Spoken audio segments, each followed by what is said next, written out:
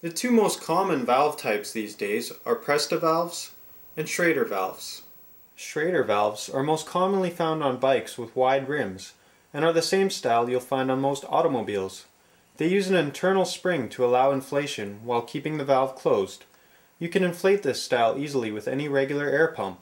Presta valves are a lot narrower and are commonly found on higher-end bikes with narrow rims. They are a little trickier to inflate as they use a manual lock nut to open the valve for inflation. To inflate a Presta valve, you'll need a regular air pump and a special adapter. The adapters can be purchased for about $1 at your local bike shop. In this tutorial, we'll learn how to use the adapter to inflate your tire. The first step is to remove the cap and then loosen the valve's lock nut all the way counterclockwise.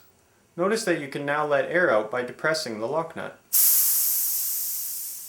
Now install the adapter by carefully threading it clockwise onto the valve's stem threads until it is finger tight. As you can see, the adapter effectively converts your Presta valve into a Schrader valve so that you can use a traditional air pump to inflate it. Attach your air pump and inflate the tire to the recommended pressure. This is written on your tire's sidewall and is usually marked with a PSI rating. Once the tire is fully inflated, remove the pump,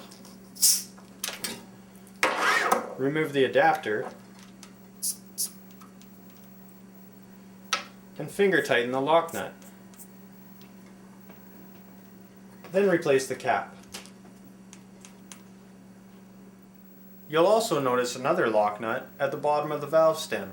This should be finger tightened once the tire is inflated.